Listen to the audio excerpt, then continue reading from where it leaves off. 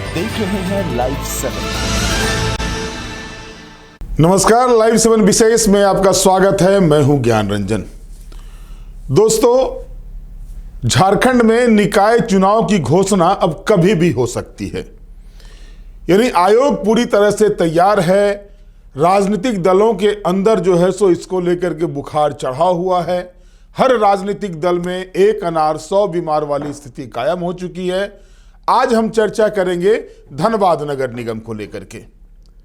धनबाद नगर निगम में अगर आप देखें तो वहां पर भी स्थिति वही है।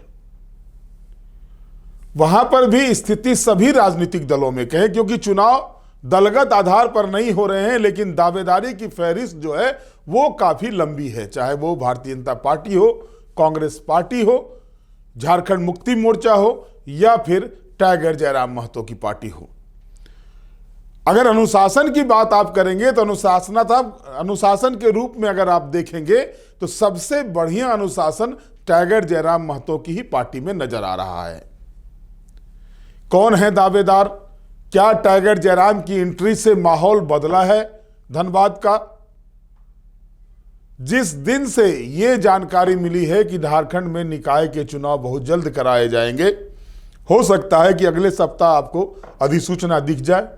26 जनवरी यानी गणतंत्र दिवस समाप्त होने के बाद कभी भी अधिसूचना जारी हो सकती है। चुनाव की आचार संहिता लग सकता है। जो जानकारी है 1 मार्च तक जो है सो नगर निकाय का गठन हो जाना है। तो ऐसी स्थिति में धनबाद का मिजाज क्या है? धनबाद में क्या कुछ चल रहा है? क्या धनबाद में कांग्रेस पार्टी और झारखंड मुक्ति मोर्चा के बीच तनी हुई है मेयर पद को लेकर के, या फिर देश की सबसे बड़ी पार्टी कहे जाने वाली भारतीय जनता पार्टी के अंदर घमासान मचा हुआ है? किसने मचा रखा है भाजपा के अंदर धनबाद मेयर सीट को लेकर घमासान? या फिर सिंह मेंशन की जो 2 बहुएं हैं, जो विधानसभा चुनाव के समय जो बहुओं का टकरार दिखा था, क्या इस बार वो टकरार भी दिखेगा? ये कई सवाल धनबाद के अंदर से निकलकर सामने आ रहे हैं। भारतीय जनता पार्टी से अगर आप बात करते हैं तो भारतीय जनता पार्टी में जो वर्तमान सांसद हैं ढुल्लू महतो, पहले तो भाई को विधायक बनाया, अब अपनी पत्नी को मेयर बनाना चाहते हैं। और कई मौके पर इस तरह की चीजें सामने आ चुकी है। कई मर्तबा ये बातें आ भी गई हैं, सामने भी आई है, मीडिया ट्रायल भी हो चुका है इस मामले को लेकर के। और चर्चाएं धनबाद के अंदर ये आम है। यानी परिवारवाद की खिलाफत करने वाली भारतीय जनता पार्टी के अंदर ढुल्लू महतो इतने ताकतवर हो चुके हैं कि वो पहले तो अपने भाई को बाघमारा सीट से विधायक बनाया, टिकट दिलवाया भारतीय जनता पार्टी से, और अब चूंकि दलगत आधार पे चुनाव नहीं हो रहे हैं तो यहां बातें दल की नहीं आएगी, लेकिन बातें ये जरूर आ रही है भारतीय जनता पार्टी के अंदर भी कि पार्टी के कार्यकर्ता को, जिनको भी पार्टी तय करेगी कार्यकर्ता को, उसी के साथ पार्टी के कार्यकर्ता जाएंगे, पार्टी के लोग जाएंगे। तो ऐसी स्थिति में अब ढुल्लू महतो जो है अपनी पत्नी को आगे किए हुए हैं। अब दूसरा बड़ा नाम जो सामने आ रहा है पूर्व विधायक संजीव सिंह का। संजीव सिंह झरिया से विधायक रहे हैं, कुंती सिंह के पुत्र है, सिंह मेंशन के पुत्र है। वो अपने भाई नीरज सिंह हत्याकांड मामले में वो जेल की सजा काट के आ चुके हैं, हालांकि बाद में उनको बेल मिल गया है। रागिनी सिंह वर्तमान में विधायक हैं झरिया से, और जो जानकारी आ रही है कि संजीव बाबू भी जो हैं अब मेयर पद को लेकर के रेस में आ चुके हैं। तो पूरी कहानी को अगर आप देखेंगे तो पहला नाम जो आया सामने में, वो नाम आया ढुल्लू महतो की पत्नी सावित्री देवी। ढुल्लू महतो चाहते हैं कि अपनी पत्नी सावित्री देवी को वो चुनाव लड़ाएं। रागिनी सिंह चाहती है कि उनके पति पूर्व विधायक संजीव सिंह चुनाव लड़ें। ये भारतीय जनता पार्टी के अंदर की बात मैं कर रहा हूं। और शांत सौम्य स्वभाव के धनी भाजपा के पूर्व प्रदेश अध्यक्ष, कई बार झारखंड के विधायक रहे, 3 मर्तबा सांसद रहे धनबाद के, राज्य के पहले उद्योग मंत्री रहे, बाद में शिक्षा मंत्री बने, जिनका लगभग 40-45 वर्षों से ज्यादा का राजनीतिक सार्वजनिक जीवन का अनुभव है, पशुपति नाथ सिंह पीएन सिंह, वो भी चाहते हैं कि उनके पुत्र को टिकट मिले और उसको लेकर के वो लॉबिंग कर रहे हैं, जो जानकारी आ रही है।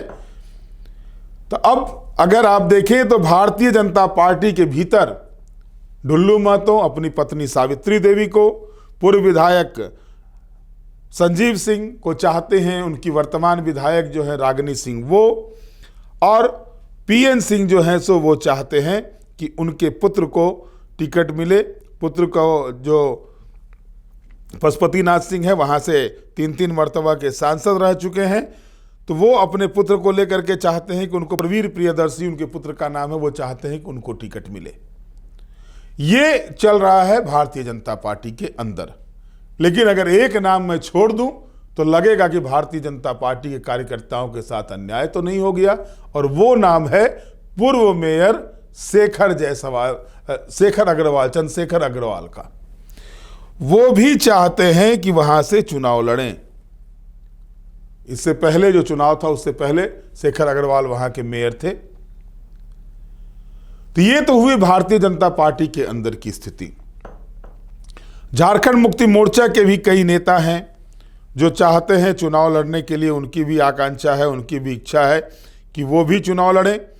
तो इसमें कई नाम हैं, नाम खुलकर सामने नहीं आ रहा, लेकिन नीलम मिश्रा करके है, उनका नाम जो है वो पूरी जोर लगा रही हैं, उनका नाम सामने चल रहा है। लेकिन कांग्रेस पार्टी के अंदर जो जानकारी आ रही है कि पूर्व डिप्टी मेयर नीरज सिंह की पत्नी और जो पूर्व विधायक हैं झरिया की पूर्णिमा नीरज सिंह, उनके नाम की चर्चा जोरों पर है कि वो भी मेयर पद में कैंडिडेट भाग्य अपना आजमा सकती हैं, किस्मत आजमा सकती हैं।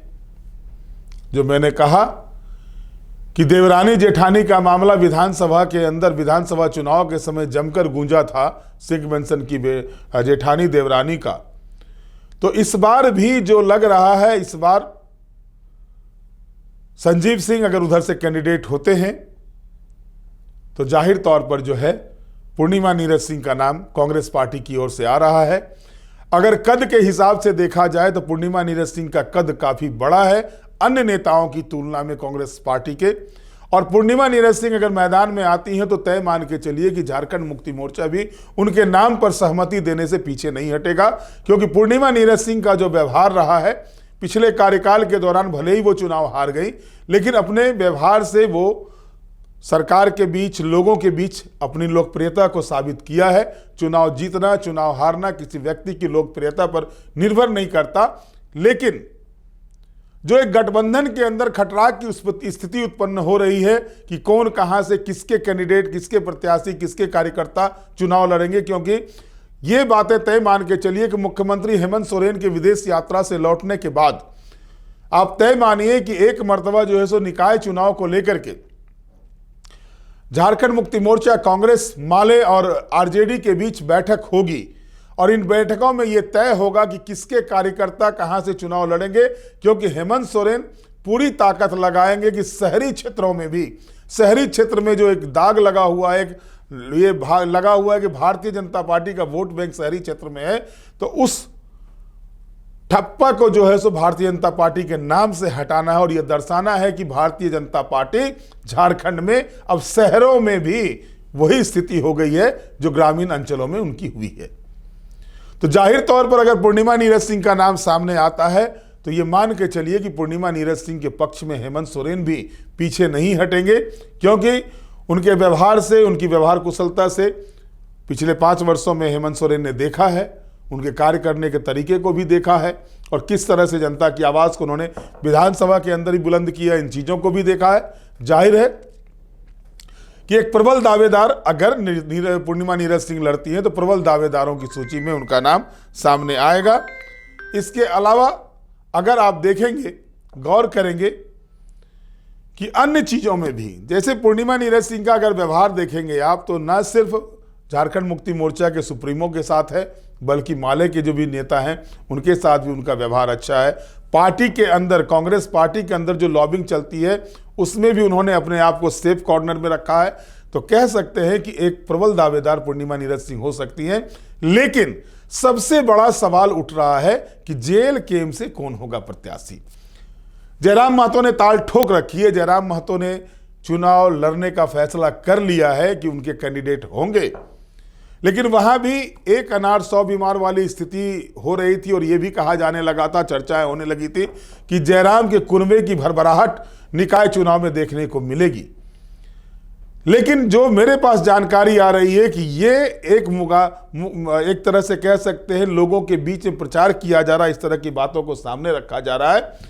लेकिन एकजुटता की बात करें तो अभी भी जयराम महतो के लोग जो हैं, जो उनके साथ हैं, वो उनके साथ जुड़े हुए हैं।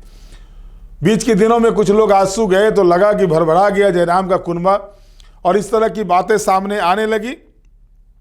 लेकिन अगर आप देखेंगे उन चीज़ों को तो अभिजीत राज हैं, शमशेर आलम हैं, राशिद राजा हैं, ये लेता है जो कांग्रेस पार्टी के अन्य नाम बताए जाते हैं। तो अब इन दोनों दलों के बीच में क्या होता है उतावलेपन में भी ये देखना दिलचस्प होगा।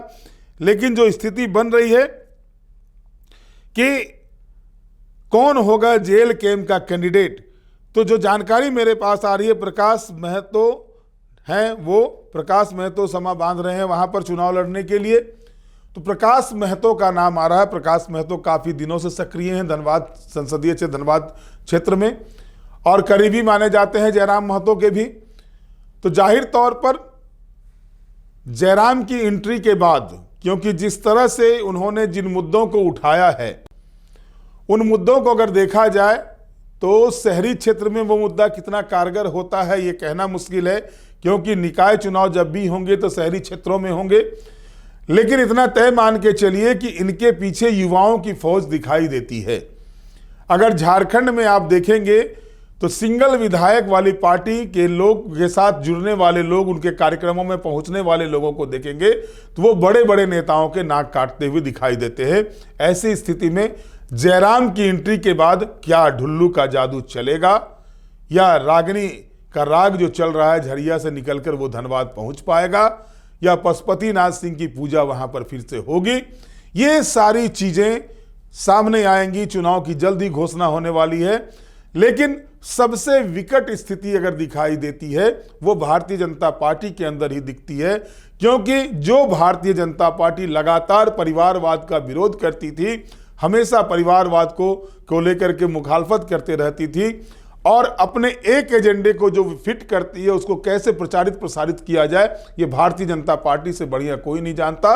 लेकिन अब के समय में जो स्थिति बनी हुई है कि परिवारवाद की बात करने के बाद परिभाषा परिवारवाद की अलग दे दी जाती है भारतीय जनता पार्टी के द्वारा, लेकिन देखा जाता है कि भारतीय जनता पार्टी में भी कई लोगों को, इसी बार के विधानसभा चुनाव में देखें, रघुवर दास की पुत्र बहू, अर्जुन मुंडा की पत्नी, मधु कोड़ा की पत्नी, चंपाई सोरेन के पुत्र, तो कितनों के नाम गिनाए जाएं, ढुल्लू महतो के भाई, टिकट मिला उनको, ये भी तो परिवारवाद है। तो अब धनबाद में जो दावेदारी की जा रही है, धनबाद में जो नाम सामने आ रहे हैं, अगर ये सच है तो आप मान के चलिए, आप इसे तय मानिए कि जिस परिवारवाद का विरोध भारतीय जनता पार्टी करती रही है, अब धनबाद में वो परिवारवाद भारतीय जनता पार्टी के अंदर दिखेगा। ये भले कहा जाएगा भारतीय जनता पार्टी के बारे में कि ये दलगत चुनाव नहीं हो रहा था, इसलिए पार्टी की ओर से कोई रोक टोक नहीं है, लेकिन पार्टी ही ये बात कहती है कि हमारा कैंडिडेट होगा, तय की जाएगी, उसको कार्यकर्ता सपोर्ट करेंगे चुनाव में। तो ऐसी स्थिति में जो 3 नाम सामने आ रहे हैं, ढुल्लू महतो, पीएन सिंह, रागिनी सिंह, उनके परिजनों के नाम जो सामने आ रहे हैं, अगर ये सच है तो यहां पर भारतीय जनता पार्टी क्या करेगी? क्या शेखर अग्रवाल पर फिर से दांव खेला जाएगा? और कांग्रेस पार्टी, झारखंड मुक्ति मोर्चा क्या पूर्णिमा पर पूरी तरह से भरोसा करेंगे? ये सारा कुछ समझ में आएगा, क्योंकि अब काउंटडाउन शुरू हो गया है अधिसूचना जारी होने का, और तय मान के चलिए अगले 1 महीने तक आप लोग झारखंड के नगर निकाय के चुनाव में, नगर की सरकार के चुनाव में भिड़ेंगे, और हम भी आपको पल पल की खबर दिखाते रहेंगे किस नगर निकाय में क्या कुछ हो रहा है, किसकी दावेदारी है, कौन दावेदार है, किसकी वहां गोटी चलने वाली है, किसको जनता ताज देगी, किस पर गाज गिराएगी, सारा कुछ हम आपको बताएंगे। बहरहाल आज के विशेष में इतना ही। आप हमारे साथ जुड़े रहें, हमें लाइक करें, सब्सक्राइब करें। बहुत बहुत धन्यवाद। नमस्कार।